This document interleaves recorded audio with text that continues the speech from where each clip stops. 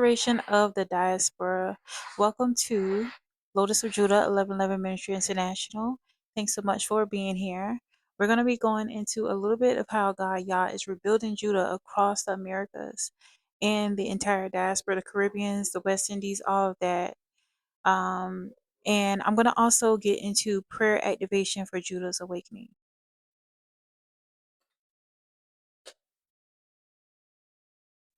Into this prophecy. This is not just about the awakening of Judah, but this is about the rebuilding of all the tribes across the lands that were once scattered.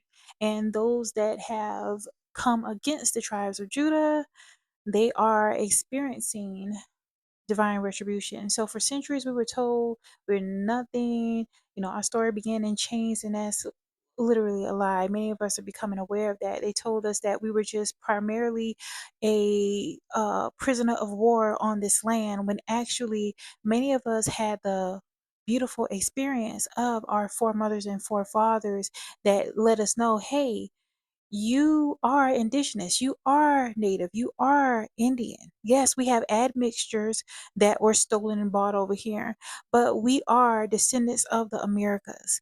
All right, this truth was hidden from us so that we would have no tethering to this land. It is ours.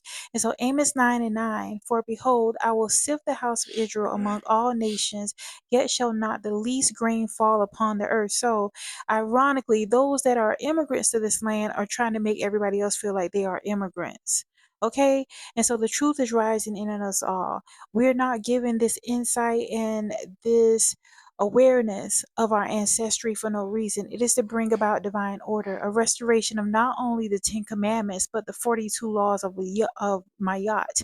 The reason why this is so significant at this time is because our ancestors felt like the populace was so inferior mentally that they even condensed down the spiritual laws to just 10 commandments, and people have a problem with even honoring those opposed to the 42 laws of Mayat.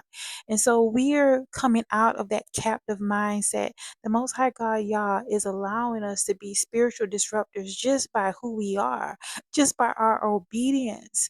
We are initiating change.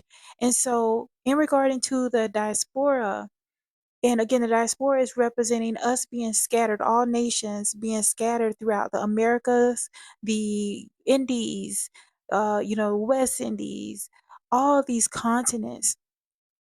And it was not accidental. It was to keep us divided, and it was to keep us in a position where they could enact control. But the Most High God is saying none of this has been accidental, okay?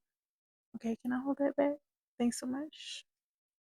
I'm going to go to some of my notes here, you all, and we're going to start off with some scriptural foundation for resonance purposes. We're going to start off with Deuteronomy 28:64, and it says, and Yah shall scatter you among all people from one end of the earth, even the other. So this scattering was not the end of our story.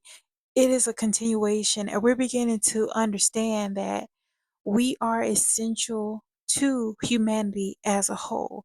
And that diaspora, regarding the remnant in the Caribbean, okay, when they say West Indian, we are considered the East Indians. Now is it coming together?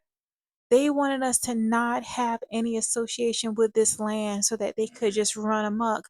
But the truth is out, and it cannot be hidden in Pandora's box anymore.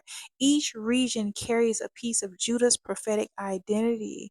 And many of us, we had to survive by any means necessary, but a lot of us was fighting back.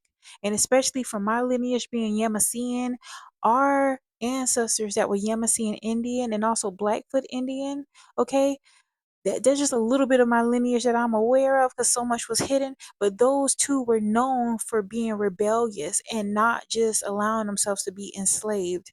In fact, this is why a lot of that stuff had to come to an end, because we were constantly bucking against those systems. And so that same type of energy, that same type of resilience relies within you. The Most High Yah is restored in Judah in a few phases. I'm going to just go with three. The first one is identity restoration. This is you're beginning to become reacquainted with who you are in these lands, wherever you find yourself in, because this is an international message that I'm sharing. So I know I'm reaching all four corners of the globe. So wherever you fall, there is some type of roots that you're becoming aware of. You're also becoming aligned with your covenant identity, what it means for you to actually be in alignment with God, Yah. Also, you're beginning to reaffirm yourself through utilizing the sacred Hebraic names when it comes to God, when it comes to YAHSHUAH, also known as Jesus Christ. What looks like rebellion to the unconscious, to those that are tethered to this matrix, is actually you moving into righteous indignation. Just because you are a believer in God does not mean that you go along to get along. In fact, you are a disruptor of dynamics that persist on keeping us in a collective level of spiritual and emotional and mental amnesia. So Jeremiah 31:21 says, set up waymarks, return, O virgin Israel, return to your cities. And cities is a synonymous with your heritage, your spiritual place. So this is a spiritual rebuilding that is happening. The Ruach HaQadosh, representing Holy Spirit, also the Divine Mother, is being so powerful in us right now. Many of us are moving to having a stronger connection with our visions. If the Most High is giving us insight of things to do, we're moving on those things. We're being obedient.